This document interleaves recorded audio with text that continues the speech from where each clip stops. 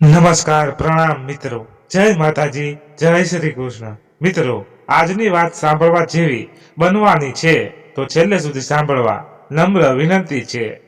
વાર્તા શરૂ કરતા પહેલા બધા મિત્રો લાઈક અને કોમેન્ટમાં રાધે રાધે જય શ્રી કૃષ્ણ લખી નાખજો, એટલે આપનો દિવસ શુભ રહે. તો ચાલો શરૂ કરીએ આજની વાત. હું આજે જ મુંબઈથી મારા ઘરે પાછો ફર્યો હતો. મુંબઈમાં મારી નોકરી હતી. રજા લઈ દિવાળી મનાવવા ઘરે આવ્યો હતો. મમ્મી ચાંદની દેખાતી નથી. મેં સામે રહેતા અમારા પાડોશી રંજન કાકાના ઘરમાં નજર કરી.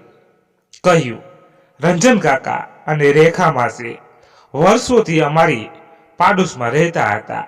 ઘર જેવું જ વાતાવરણ થઈ ગયું હતું. અમારા બે ઘરો વચ્ચે એકબીજાના ઘરે પૂછ્યા વગર અવર જવર, કોઈ રોકટોક નહીં. તું હમણાં આવ્યો છે ને જમી લે પહેલા, પછી બધી વાત. શું વાત છે મમ્મી? તું કંઈક મારાથી છુપાવે છે? તું તો બોલ જલ્દી. તને કહ્યું ને પહેલા જમી લે. સારું, ના કહીશ, હું કાકાને જ પૂછી લઉં. આમ કહી હું ફટાફટ સામાન મૂકી દરવાજા તરફ ગયો. મમ્મીએ પાછળથી મારો હાથ પકડી રોક્યો. ભાગી ગઈ ચાંદની, ભાગી ગઈ કોલેજના છોકરા સાથે. બોલ, હવે ખાવાનું ભાવશે તને? મને શોખ તો નહોતો લાગ્યો, પણ આશ્ચર્ય જરૂર થયું. ચાંદની રંજન કાકાનું ના વિચારે એવું માન્યામાં નહોતું આવતું. ચાંદની મારા કરતા 5 વર્ષ નાની બિંદા છોકરી રંજન કાકા અને રેખા માસીની એકની એક છોકરી હતી. નાનપણથી મને રાખડી બાંધે. એને કોઈ ભાઈ નહોતો, એમ મારે પણ બહેન નથી. હું પણ એને એક નાની બહેન જેવું જ રાખતો. છેલ્લે જ્યારે હું આવ્યો હતો ત્યારે એણે મને ઉમંગની વાત કરી હતી. મેં એને સમજાવી હતી કે હમણાં એના ભણવામાં દિવસો છે. એ થોડી છોકર મત હતી અને એટલી જ ભોળી. કાકા કાકીને એની બહુ ચિંતા થતી, અને આજે જ્યારે ઘરે આવ્યો ત્યારે એના ભાગી જવાના સમાચાર સાંભળ્યા. આખરે એણે મારી વાત ના સાંભળી. વિચારતા વિચારતા મેં પગ રંજન કાકાના ઘર તરફ ઉપાડ્યા. રંજન કાકા અને કાકી બંને જોઈ રડી પડ્યા. એમને મેં સથિયારો આપ્યો. એ ખરેખર બહુ પાગલ છે અનુજ.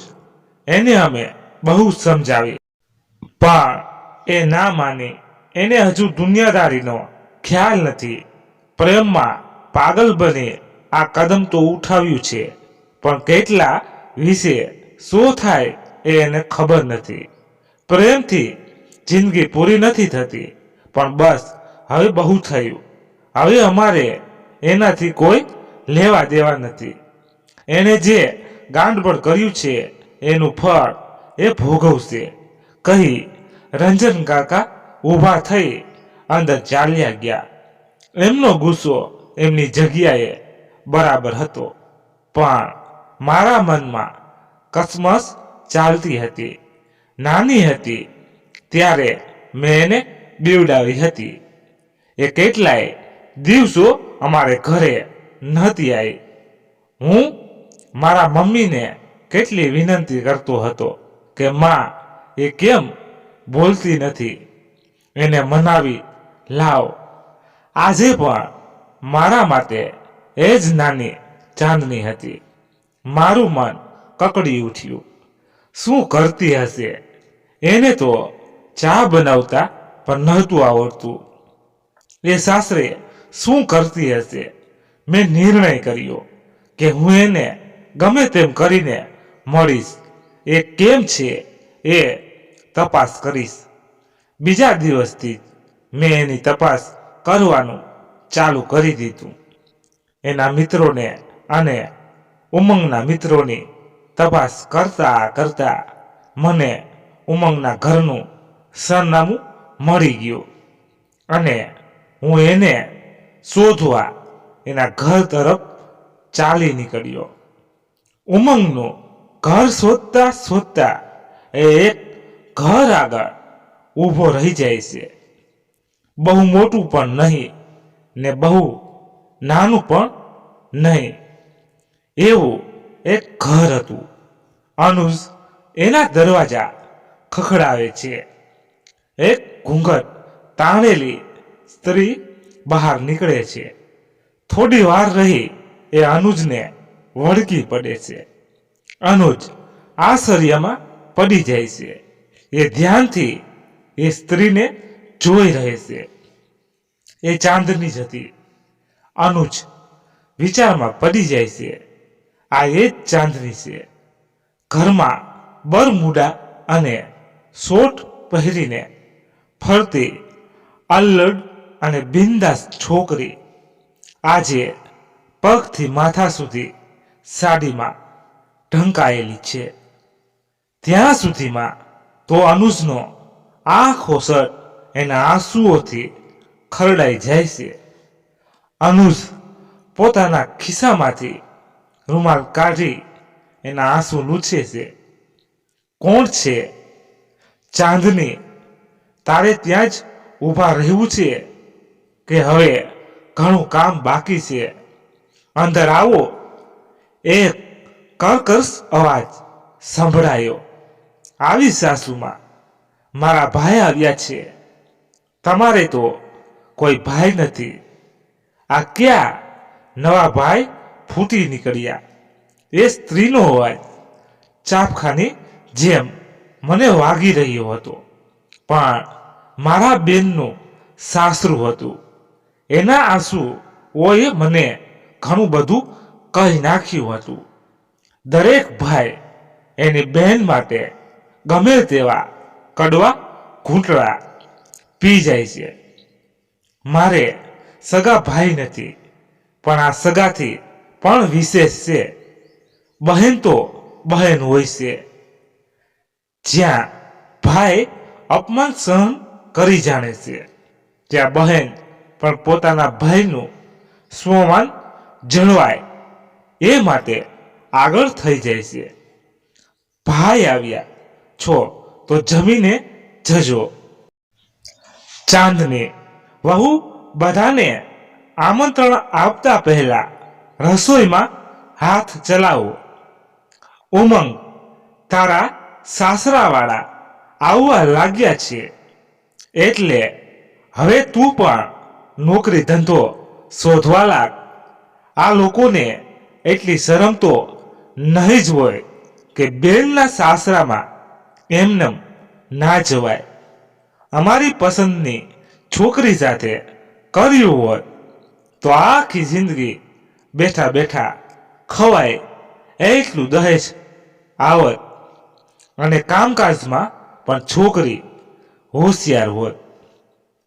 આના બાપાએ તો ઘરનું પણ કંઈ નથી શીખવ્યું અને છોકરીના લગ્ન પણ મફતમાં કરી દીધા.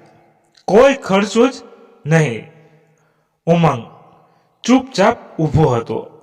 ચાંદની મને અંદર લઈ ગઈ અને બેસાડ્યો. એ પછી એને સાસુને મદદ કરાવવા દોડી ગઈ. કેટલી બદલાઈ ગઈ હતી મારી બેન. પિયરમાં તો ચાનો કપ પણ એને પથારીમાં મળતો. વાતે વાતે દલીલબાજી કરતી એ નાનકડી છોકરી અહીં સાવ એકલી અને મૌન હતી. થોડી વાર રહી ઉમંગ મારી બાજુમાં બેઠો. એ મારી સામે આંખ મેળવતા ખચકાતો હતો. મેં જ શરૂઆત કરી. નોકરી ધંધામાં શું ચાલે છે? ઉમંગ, શોધું છું ભાઈ. હજુ હમણાં જ ગ્રેજ્યુએશન પૂરું કર્યું. તને નથી લાગતું તે લગ્નમાં બહુ ઉતાવળ કરી? તમારું કહેવું સાચું છે ભાઈ, પણ હું એવો છોકરો નથી કે છોકરીનો ઉપયોગ કરી છોડી દઉં. લગ્ન તો મારે પણ પછી જ કરવા હતા, પણ અમારા બેથી ભૂલ થઈ ગઈ. અને હું એવો સ્વાર્થી નથી કે અમારા બેને ભૂલનું પરિણામ એને એકલીને ભોગવવા દઉં. અમે આ વાત તમારા સિવાય કોઈને કરી નથી. અને સાચું કહું, આ વાત જો એના પિયરમાં ખબર પડે તો એના મમ્મી પપ્પાનું જીવન હરામ થઈ જાય. એને રઝળતી ના મુકાય. મારા મમ્મી પપ્પા ને ગમે તેમ કરીને મેં મહિના માટે મનાવી લીધા છે, એટલે ચાંદનીના માથે સત રહે અને ખાવાનું પણ મળે. અમે ભૂલ કરી, પણ એ ભૂલને સુધારવા હું બીજી ભૂલ નહીં કરું. મને ખબર છે અહીં ચાંદનીને અપમાનના ઘૂંટ પીવા પડશે, પણ આના સિવાય કોઈ રસ્તો નહોતો. ઉમંગની વાત સાંભળી મને બીજો ઝાટકો લાગ્યો, પણ એ વાતનો સંતોષ થયો કે મારી બહેનની પસંદગી ખરાબ નથી. છોકરમાં જેવી મારી બહેન હજુ પોતે તો છોકરા જેવી છે. એ થોડા સમયમાં માં બની જશે. ત્યાં જ એક ડૂસકું સંભળાયું. ચાંદની બારણે ઊભી હતી અને રડતી હતી. ગાંડી રડે છે, શું કામ? હું મામા બનવાનો છું. આ તો ખુશીની વાત છે. હવે તારે જ તારું જ નહીં, આવનારનું પણ વિચારવાનું છે. શું વિચારું ભાઈ, શું વિચારું? મેં તો આવતા પહેલા જ એની જિંદગી નર્ક બનાવી દીધી. મારી એક ભૂલ અને એને ભોગવવાનું. પપ્પાને મહેરબાની કરી તું કંઈ કહીશ નહીં. એ આ બધું નહીં સહન કરી શકે. ચાલ, હું તો તને જમવા બોલાવવા આવી હતી. તું બિલકુલ ચિંતા કરીશ નહીં. હું બેઠું છું ને તે ખાધું ના. આ ઘરમાં પહેલા પુરુષો જમે છે, પછી સ્ત્રીઓ. ક્યાંય 10 વાગ્યામાં મને ભૂખ લાગી છે ના, કાંટા પાડતી ચાંદની. અને ક્યાં આ ચાંદની? પ્રેમ વ્યક્તિને કેટલો બદલી નાખે છે. ચાંદની એ અમારું ભાણું પીરસ્યું. એના જેઠ સસરા ઉમંગ બધા બેઠા હતા. ચાંદની અને એના સાસુ તથા જેઠાણી ત્યાં ઊભા હતા. એમના મોઢા ઉપર આવકારના ભાવ નહોતા. મેં ચાંદનીને મારી પાસે બોલાવી. મારી થાળીમાંથી એને ખવડાવ્યું. એના ઘરના બધા જ જોઈ રહ્યા. મેં 2 હાથ જોડીને કહ્યું, અમારા ઘરમાં કોઈ ભાઈ બહેનને ભૂખી રાખી ખાતો નથી. તમારા ઘરના રિવાજો હું જાણું છું, પણ મારું દિલ ના ચાલ્યું એને ભૂખી રાખી મારું પેટ ભરતા. મેં હાથ ધોઈ એને માથે હાથ મૂક્યો. ખિસ્સામાંથી 5000 રૂપિયા કાઢી એના હાથમાં મૂક્યા અને દરવાજા તરફ ચાલી નીકળ્યો. ઉમંગ અને ચાંદની મને મૂકવા આવ્યા. મેં બંનેને આશીર્વાદ આપ્યા. ચિંતા ના કરશો, હવે તમે મારી જવાબદારી છો.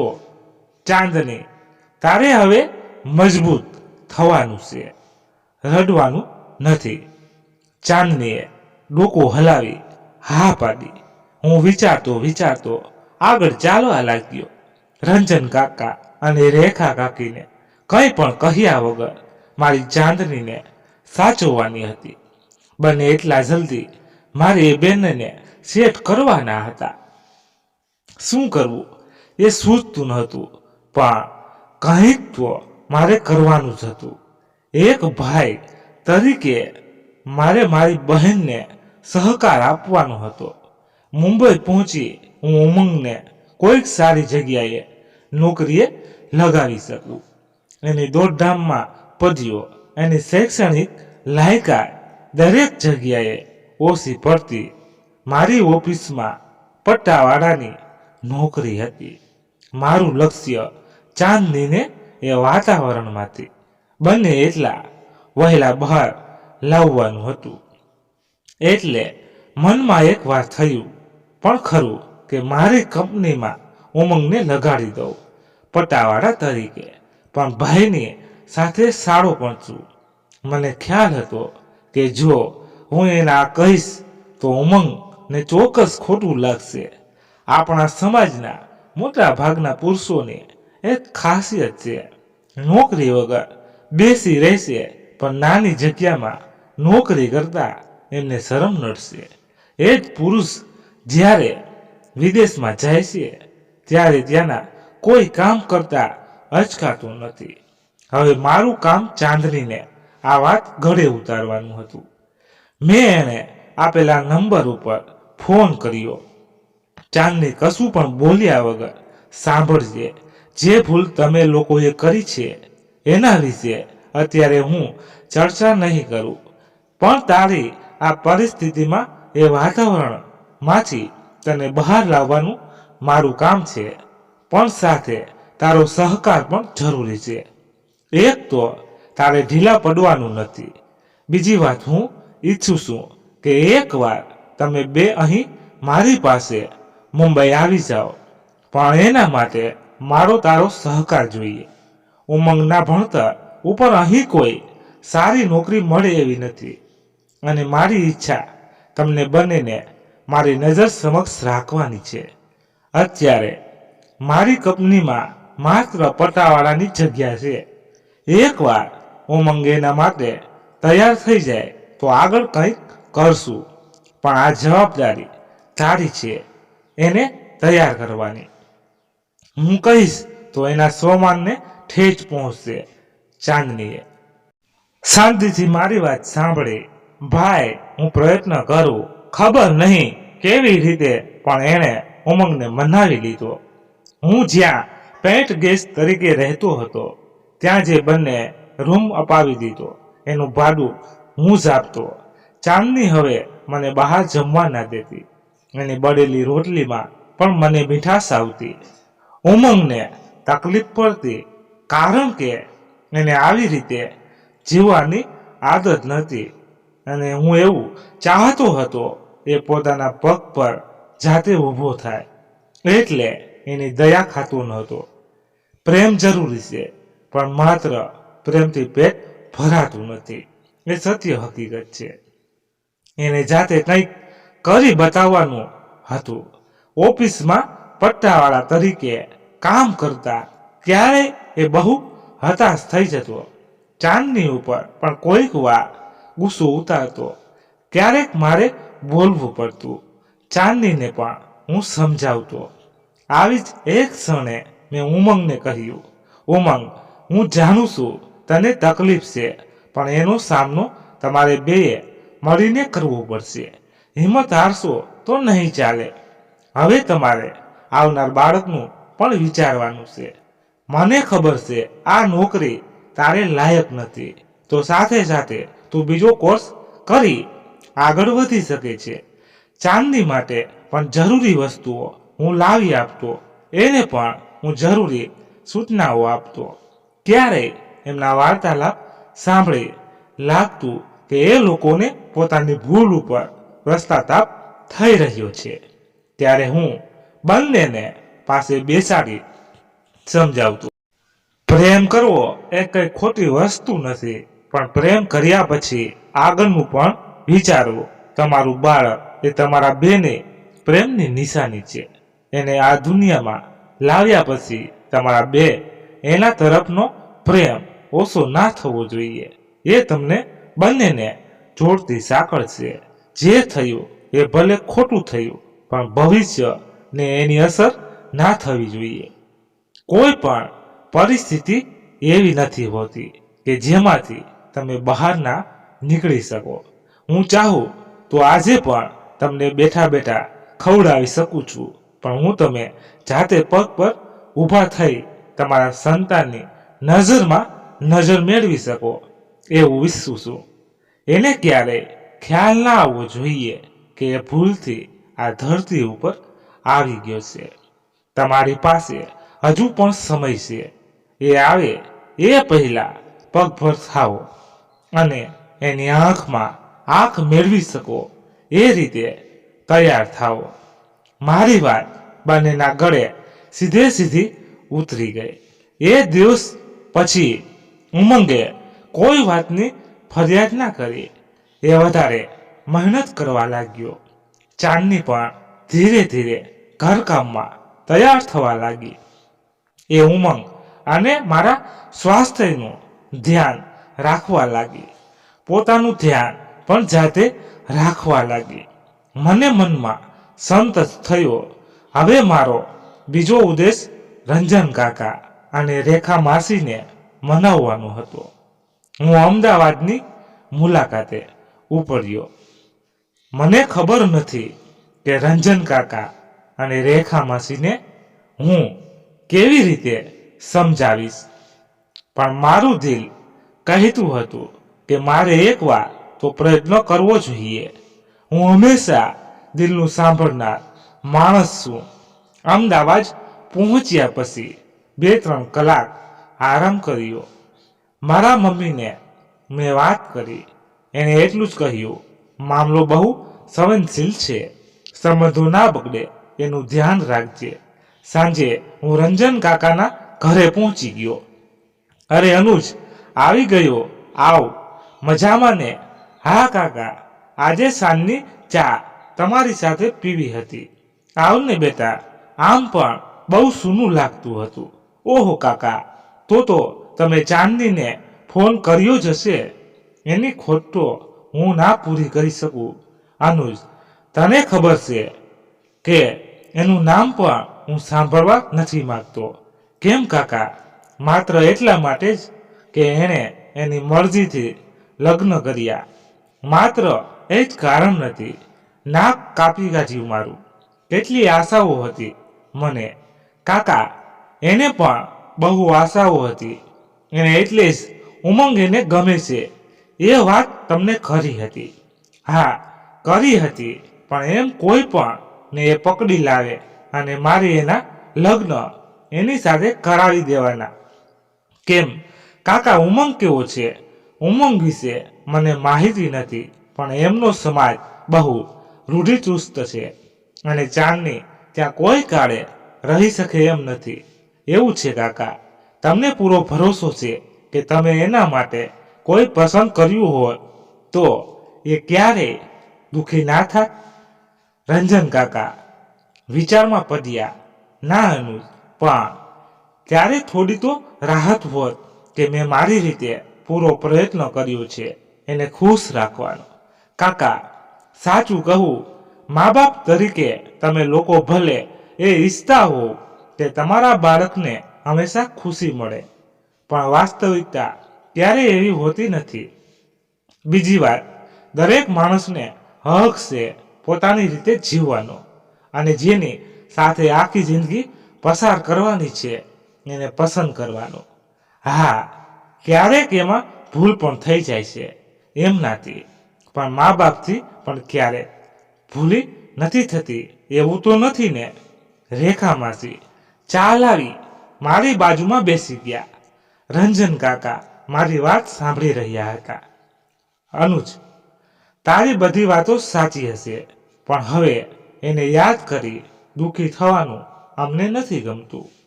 ભલે પછી એને તમારી જરૂર હોય. કાકા, ભૂલ કોનાથી નથી થતી, પણ જો તમે જ એનાથી મોં ફેરવી લેશો તો એ જશે ક્યાં તમને ખબર છે?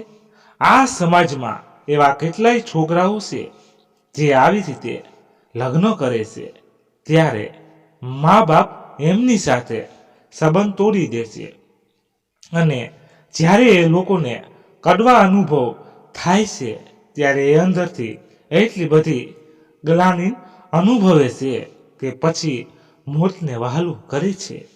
હું એક જ વાત પૂછું છું કાકા, એણે કરેલી ભૂલ એની જિંદગી કરતા પણ તમારા માટે મોટી છે.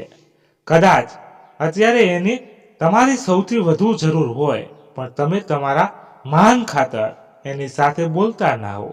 અને એ બીકની મારે તમને કહેવા કરતા આત્મહત્યા કરવાનું વધારે યોગ્ય સમજે. ના અનુજ, ના, એ એટલી ડરપોક તો નથી કે આવું પગલું ભરે. હું એને ઓળખું છું ત્યાં સુધી તો એ ના જ ભરે. પણ કાકા, અમુક સમયે માણસનો એવો હોય છે કે એ તો એકલો જ હોય છે, પણ માત્ર એને એટલું જ જોઈતું હોય છે કે કોઈ એને કહે, તું ગભરાઈશ નહીં, અમે તારી સાથે છીએ. તમને ખબર છે એ અત્યારે ગર્ભવતી છે, એની ભૂલ થઈ છે, અને તમારી ઇજ્જત બચાવવા માટે એને ભાગી જવું પડ્યું. એ અત્યારે એવા સમયમાંથી પસાર થઈ રહી છે કે એને એના પરિવારની જરૂર છે. એની તો ભૂલ થઈ, પણ તમે એની સાથે વાત નહીં કરી, બીજી ભૂલ કરી રહ્યા છો.